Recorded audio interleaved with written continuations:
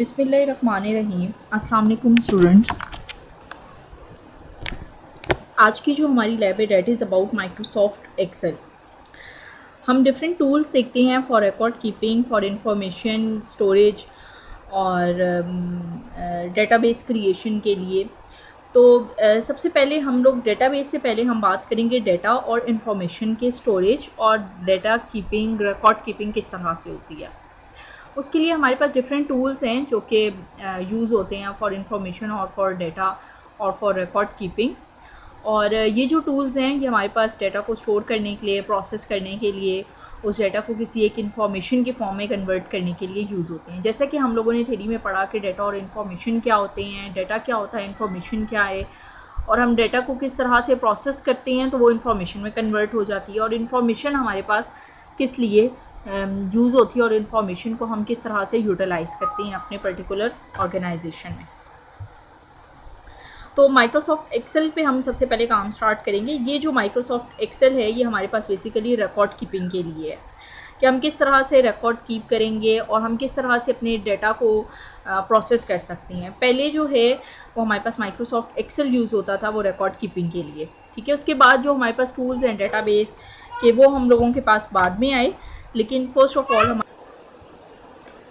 तो इस तरह से हम जो है वो रिकॉर्ड कीपिंग करते हैं माइक्रोसॉफ्ट एक्सेल के ऊपर। ओके, अभी हम इसका ज़रा लेआउट देख लेते हैं। यहाँ पर डिफरेंट आपके पास शीट्स हैं, जैसे शीट 1, शीट 2, शीट 3। ये जो शीट्स हैं ये बेसिकली इन शीट से हम मल्टीपल रिकॉर्ड्स कीप कर सकते हैं। जैसे हम कहेंगे कि जी इस पर हमारे पास एससी वालों का रिकॉर्ड मौजूद है, बीएसएससी वाले स्टूडेंट्स का रिकॉर्ड मौजूद है। Sheet 2 is about CS students record. जैसे इसको हम शीट का नेम चेंज कर सकते हैं, जैसे लेट सपोज मैं इसको रीनेम कर रही हूँ, ठीक है। रीनेम किया और हमने कह दिया जी ये BSSC वालों का यहाँ पर रिकॉर्ड है, ठीक है जी। अब इस शीट का नाम BSSC शीट हो गया।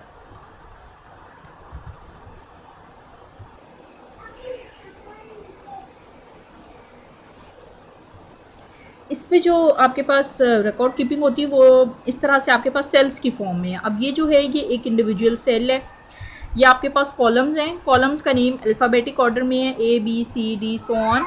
इसी तरह से जो आपके पास रोज़ हैं वो आपके पास नंबर है, रो 1 2 3 4 एंड सो ऑन, ठीक है।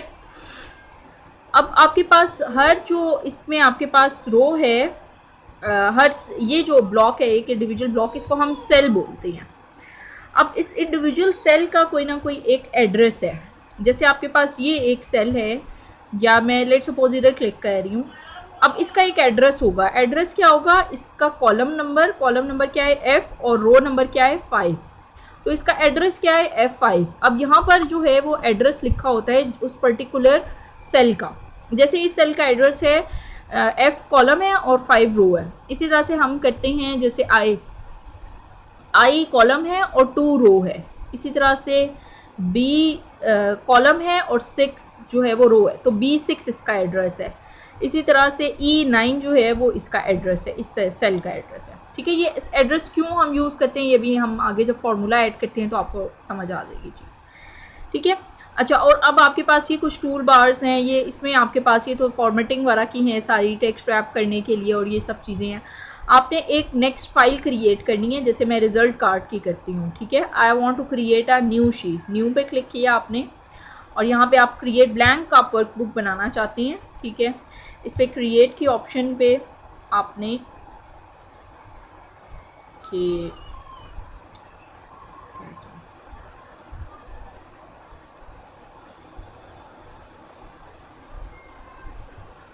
ओके, ये बुक 2 है। अब आप इसको रीनेम कर सकते हैं। आप लेट सपोज सेव कर रहे हैं और सेव करते हुए आप इसका नाम लिख दें। अभी हम फिलहाल इसको सेव करते हैं डेस्कटॉप पे लेट सपोज, और हम इसका नेम जो है वो सेट करते हैं रिजल्ट कार्ड के नाम से, ठीक है। लेट सपोज हम डेस्कटॉप पे इसको सेव करते हैं एंड रिजल्ट कार्ड, ओके। और जो इसकी एक्सटेंशन होती है वो है .xls से हम एक्सटेंशन सेव करते हैं इसकी, ठीक है। अच्छा, अब यहाँ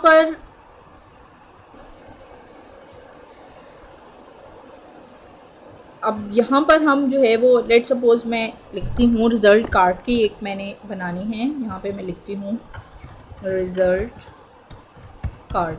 ओके, अब इसको मैंने टेक्स्ट को जो है वो सेंटर में करना है। ठीक है, जैसे मैं बल्कि इधर लिखती हूँ। ठीक है,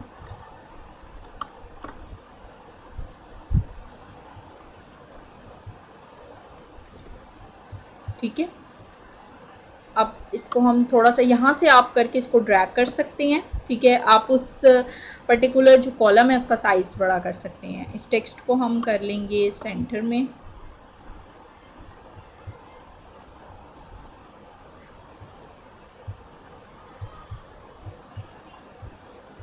ठीक है जी, आप इसको बोल्ड करना चाहती हैं तो इसको बोल्ड कर दें।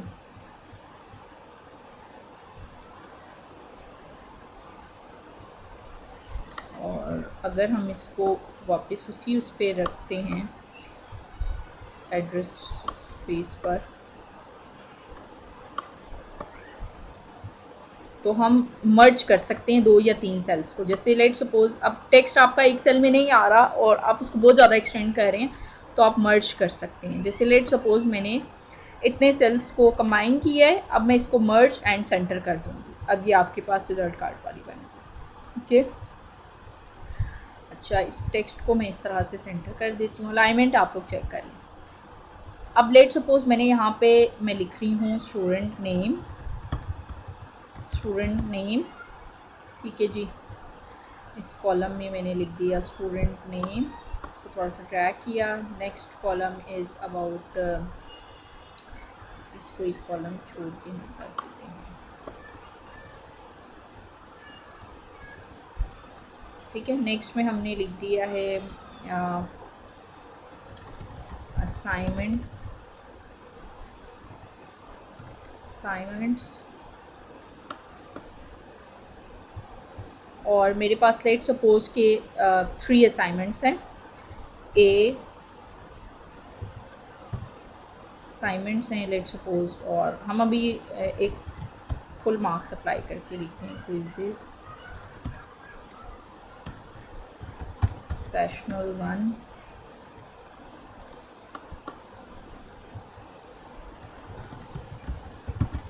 सेशनल 2 and then final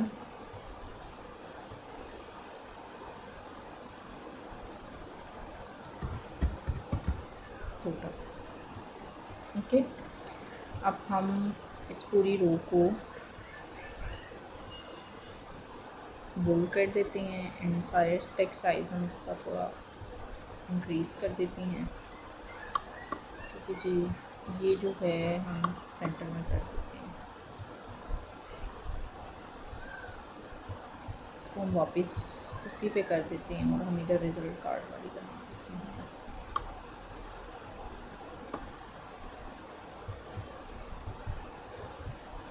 ठीक है जी, अब हम इधर स्टूडेंट नेम लेट सपोज ली।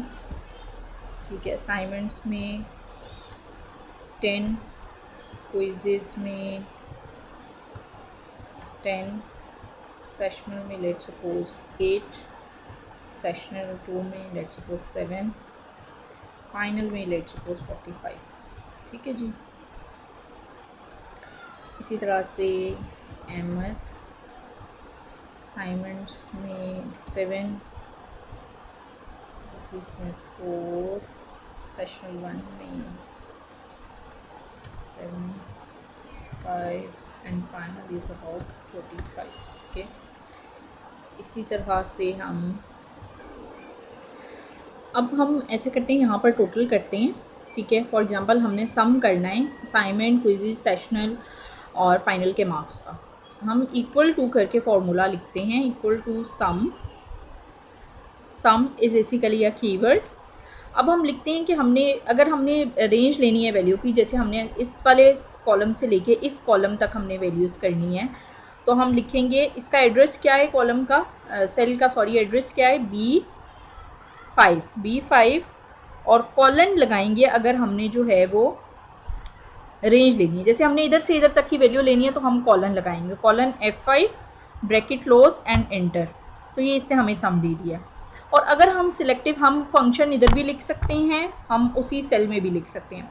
और अगर हमने सिलेक्टिव वैल्यू करनी है तो हम कॉमा लगाएंगे, जैसे B5 कॉमा, और अगर हमने सिलेक्टिव वैल्यूज़ करनी है तो हम comma B5 comma C5 comma D5 comma E5 and comma F5, या बीच में से सिर्फ हम सेशनल के और फाइनल के मार्क्स करना चाह रहे हैं, सेशनल 1 और फाइनल, तो D5 कॉमा F5 के मार्क्स हम। लेकिन अगर हम एक रेंज लेना चाह रहे हैं तो हम रेंज में फिर कॉलन ऐड करेंगे।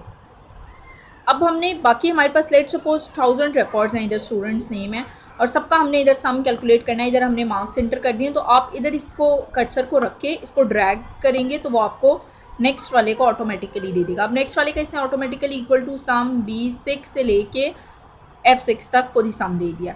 इसके बाद अगर हमारे पास नीचे इसके और भी कोई रिकॉर्ड्स होंगे तो वो सब के ऊपर जो है वो आपको ये अप्लाई करके दे देगा। आपको हर एक में इंडिविजुअल जाके सम कैलकुलेट करने की ज़रूरत नहीं पड़ेगी। इस तरह से हम जो है वो कैलकुलेट कर सकते हैं, सम कैलकुलेट कर सकते हैं। हमने अगर एवरेज कैलकुलेट करना है, हमने अगर परसेंटेज कैलकुलेट करना है तो हम ये कैलकुलेट कर सकते हैं, ठीक है। और ये अभी हम नेक्स्ट लैब में एक आपको मैं वर्कशीट देती हूँ, आपने वो वर्कशीट क्रिएट करनी है और उसमें डिफरेंट फार्मूलाज हैं। आपने सम कैलकुलेट करना है, आपने एवरेज करना है, आपने परसेंटेज कैलकुलेट करनी है और आपने एक GPA कैलकुलेट करना है। GPA means letter grade print करना है, या फिर आपने जो है वो एक CGPA या फिर आप लेटर ग्रेड उसकी जगह प्रिंट करेंगे। तो वो हम नेक्स्ट लैब में देखते हैं कि हम किस तरह से वो एक शीट के ऊपर हम लेटर ग्रेड और हम जो CGPA है वो किस तरह से कैलकुलेट करेंगे।